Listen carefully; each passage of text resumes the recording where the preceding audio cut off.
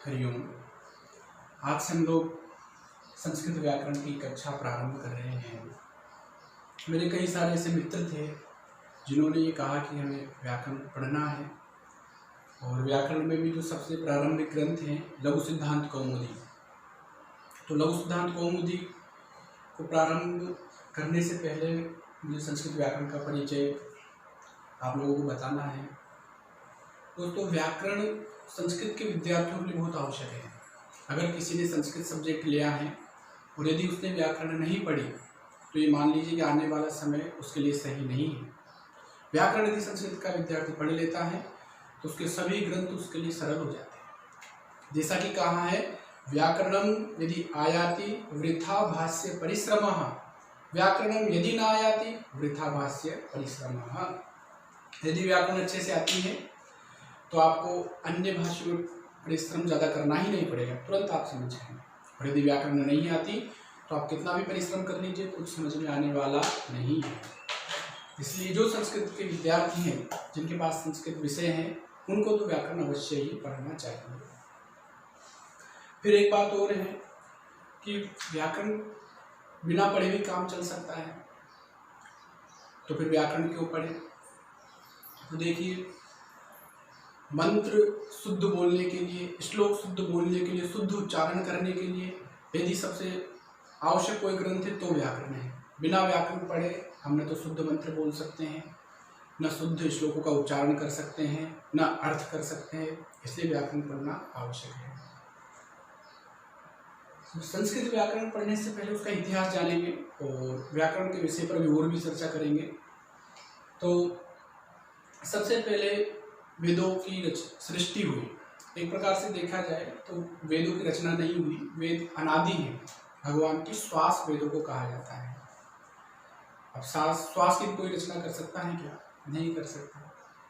तो अब उन वेदों की रक्षा करने के लिए ऋषियों ने क्या किया? व्याकरण का निर्माण किया। तो वेद के जो 6 अंग हैं वो मैंने यहाँ पर लिखे हैं, इनको समझेंगे। छंदः पादौ तु वेदस्य हस्तौ कल्पोऽथ पठ्यते ज्योतिषामयनं चक्षुर्निरुक्तं श्रोत्रमुच्यते शिक्षा ग्रहणं तु वेदस्य मुखं व्याकरणं स्मृतं तस्मात् सांगवदित्यैव ब्रह्मलोके महीयते। ये पाणिनि शिक्षा के 41वां और 42वां श्लोक है। तो 41 और 42 दोनों पाणिनि शिक्षा के श्लोक। इसमें ये कहा गया है कि जो छंद है वो क्या है? वेद के पेड़ हैं। छंद वेद के पेड़ कहे जाते हैं। जो मंत्र आदि होते हैं वो छंदों में आते हैं। कल्प सूत्र जो हैं, जिनके अंदर जीवन का वर्णन है, कैसे जीवन जिया जाए, सभी प्रकार के धार्मिक अनुष्ठानों का वर्णन है। कल्प सूत्र, सूत्र सूत्र, इनका भी अलग विषय है, अभी केवल इनको जान लीजिए। कल्प वेद के हाथ कहे जाते हैं। ज्योतिष वेद का नेत्र कहा जाता है। निरुक्त वेद के कान कहे जाते हैं। और शिक्षा वेद की नासिका है। और व्याकरण वेद का मुख है। वेद की जो 6 अंग हैं, पैर, हाथ, नेत्र, कान, नासिका और मुख, उनमें जो सबसे प्रमुख अंग है मुख, बिना मुख के कुछ भी नहीं है, तो वो है व्याकरण। इसलिए तस्मात् सांगवदित्यैव, जो वेद पढ़ने का इच्छुक हैं, वेद का विद्यार्थी हैं, वो जब अंग सहित वेद का अध्ययन करता है तो ब्रह्मलोके महीयते, वो ब्रह्मलोक को प्राप्त होता है।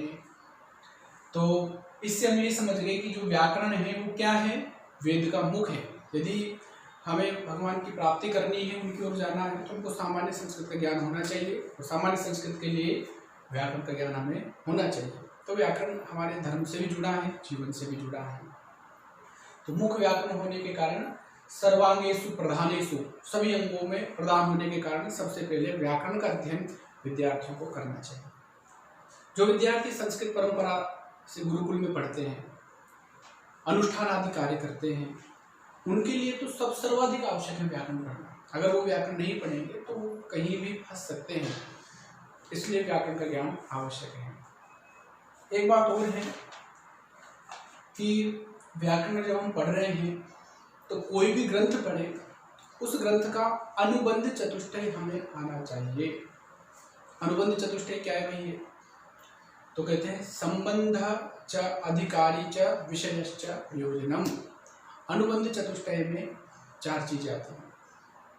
संबंध, अधिकारी, विषय, प्रयोजन। तो व्याकरण के भी अनुबंध चतुष्टय।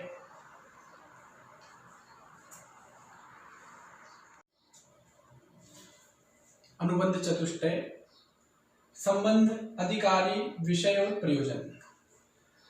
तो व्याकरण का संबंध किससे है? देखिए व्याकरण का जो संबंध है, जैसे व्याकरण दर्शन के हिसाब से देखें तो परब्रह्म से संबंध है, वेद से संबंध, वेद ब्रह्म का स्वरूप है। अधिकारी कौन है? जैसे तत्व जिज्ञासु वेदांत दर्शन का अधिकारी होता है, वैसे ही व्याकरण का अधिकारी भी, जिसको वेद आदि पढ़ना है, धर्मशास्त्र आदि पढ़ना है, विषय का ज्ञान करना है, वो वास्तव में तत्व की प्राप्ति है, तो वही तत्व जिज्ञासु इसका अधिकारी होता है। विषय क्या है व्याकरण का? तो व्याकरण का विषय है शब्द। शब्द अत शब्दानुशासनम एक सूत्र है महाभाष्य का, तो उसमें पतंजलि कहते हैं कि अब हम शब्दों पर अनुशासन कर रहे हैं, अर्थात शब्दों को समझने के लिए हम उन पर अनुशासन कर रहे हैं। तो इसका जो वास्तविक विषय है वो है शब्द। और इसके प्रयोजन क्या है व्याकरण के? प्रयोजनम मनुद्दिश्य मंदोपि न प्रवर्तते, बिना प्रयोजन के मूर्ख व्यक्ति एक पैर भी नहीं चलता। फिर हम लोग व्याकरण क्यों पढ़े? व्याकरण के प्रयोजन क्या है? तो व्याकरण के जो प्रयोजन है वेद में वो 5 बताए हैं। रक्षा, ऊह, आगम, लघु, असंदेह। तो सबसे पहला है वेद रक्षार्थम पठनीयम व्याकरणम। यदि हमको वेद की रक्षा करनी है, यदि आप लोग वेद पढ़ते हो और उसका अर्थ समझना है, तो हमको वेद रक्षा के लिए व्याकरण पढ़ना चाहिए। ऊह का स्थानीय यथा स्थान विभक्ति परिवर्तन। वेद में कई प्रकार के पाठ होते हैं, वहां पर गण पाठ भी होता है, तो उन सभी पाठों में कई बार विभक्तियों का हमको परिवर्तन करना पड़ता है। तो इसलिए व्याकरण यदि हमको आती है तो हम वहां पर परिवर्तन कर सकते हैं। फिर है आगम। तो आगम करते हैं ब्राह्मणों निष्कामो धर्मो वेदो ध्येय ज्ञेयश्च, अर्थात ब्राह्मणों को निष्काम भाव से वेद पढ़ना चाहिए इस वाक्य की पूर्ति के लिए। ज्यादा मतलब सकाम नहीं होना चाहिए, निष्काम भाव से वेद पढ़ना चाहिए अपने धर्म की रक्षा के लिए और उस परम तत्व की प्राप्ति के लिए। तो इस वाक्य की पूर्ति के लिए हमको क्या करना चाहिए? व्याकरण पढ़ना चाहिए। फिर है चौथा लघु। लघु करते हैं संक्षिप्त ढंग से शब्द ज्ञान, शब्दों का ज्ञान भी हो जाए और वो भी संक्षिप्त ढंग से हो जाए, ज्यादा प्रयास नहीं करना पड़े, तो हमें व्याकरण पढ़ना चाहिए। और 5वां है असंदेह। असंदेह करते हैं संदेह निवारण। व्याकरण पढ़ने से क्या होता है कि हमारा संदेह दूर हो जाता है, मतलब कंफ्यूज हम लोग नहीं होते हैं। तो ये वैदिक दृष्टि से अनुबंध चतुष्टय है व्याकरण पढ़ने के लिए। आजकल की दृष्टि से देखें तो व्याकरण का संबंध किससे है? हम व्याकरण क्यों पढ़ रहे हैं, क्यों इतना हम समय दे रहे हैं? अगर आप लोग मोक्ष को नहीं मानो, धर्म को नहीं मानो, अर्थ को ही मानते हो, संसार में पैसा है, सब कुछ है, और यदि आप संस्कृत के विद्यार्थी हैं तो आगे कोई भी परीक्षा पास करेंगे तो परीक्षा पास करने के लिए आपको संस्कृत आनी चाहिए। तो संबंध किससे हो जाएगा? परीक्षाओं से, धन से। अधिकारी कौन कौन होगा? जो संस्कृत पढ़ने वाला विद्यार्थी है। विषय आपका क्या रहेगा?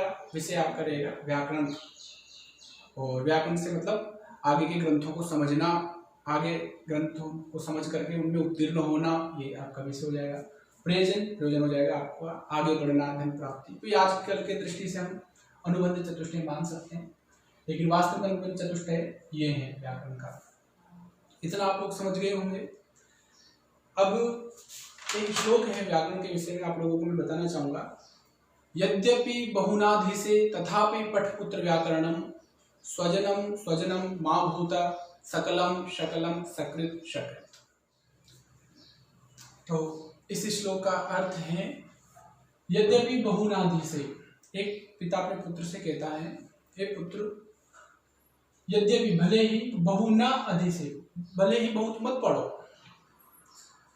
तथापि पठपुत्र व्याकरण, फिर भी हे पुत्र तुम व्याकरण थोड़ा जरूर पढ़ो, तथापि पठपुत्र व्याकरण, व्याकरण जरूर पढ़ो। स्वजना स्वजनो मां भूत सकलम शकलम सकृत सकृत।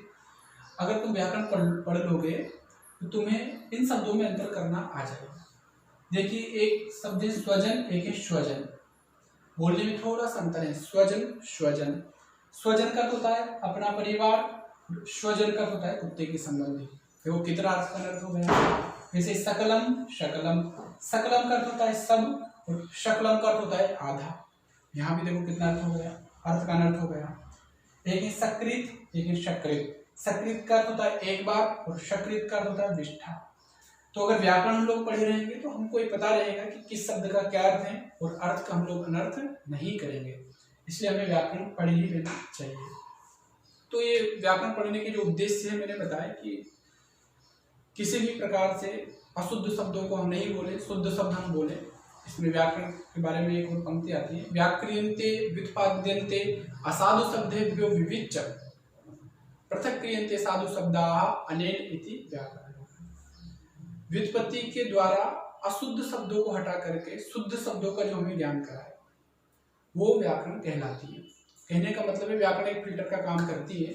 अगर आपने व्याकरण पढ़ ली है तो जैसे आपके दिमाग में शब्द आएंगे तो आप तुरंत उनको पहचान लोगे कि शब्द शुद्ध है या अशुद्ध है, और आप अधिक से अधिक यही प्रयास करोगे कि आप शुद्ध ही शब्द बोलेंगे, कारण क्योंकि आपने व्याकरण पढ़ी है।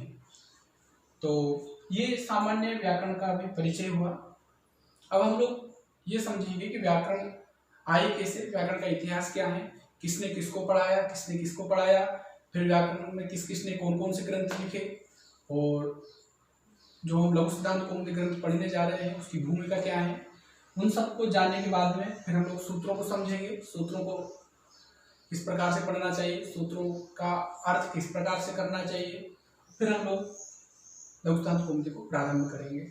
ये सब समझने के बाद अगर आप व्याकरण पढ़ेंगे तो आपको मजा भी आएगा और समझ में भी आएगा। धन्यवाद।